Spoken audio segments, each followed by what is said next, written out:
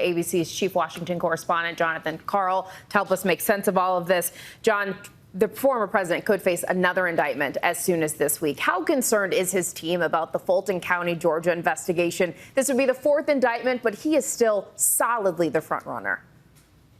For sure on that. But this one is a little different than the others, and there are two major differences. One, this is this would be a state indictment.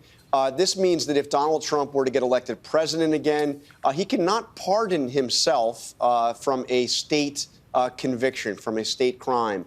And also, he cannot call off the Justice Department on this because the Justice Department's not involved. It's completely out of his control. The other thing that's different is, unlike the election interference case that Jack Smith has brought, this one could potentially involve several of Donald Trump's most high-profile advisors, the people that were working with him to overturn the election, people potentially like Rudy Giuliani, his chief of staff, Mark Meadows, all have come before this grand jury. Important distinctions there, John, with the state indictment. Now, there's a chance of impacts of investigations on campaigns on both sides. President Biden facing fierce criticism from many Republicans since the appointment of a special counsel in his son Hunter's case. How could this impact his reelection campaign? Well, the first thing that this means is that the Hunter Biden case lives on.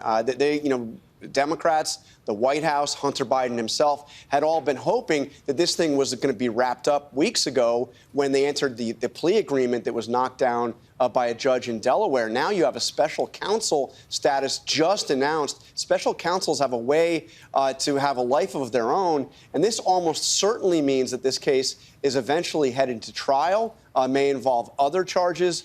So this means that if Hunter Biden was going to be central to the Republican campaign efforts a few weeks ago, now you can be sure even more so. Really incredible to see the potential for the impacts of investigations on both sides of the presidential campaign. John, thank you so much for being with us this morning.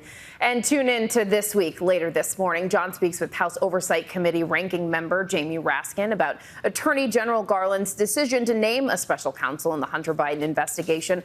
Plus, John interviews presidential candidate Chris Christie about his efforts to break through the crowded Republican field as he takes on Donald Trump. Well, hey there, GMA fans. Robin Roberts here. Thanks for checking out our YouTube channel. Lots of great stuff here. So go on, click the subscribe button right over here to get more of awesome videos and content from GMA every day, anytime. We thank you for watching, and we'll see you in the morning on GMA.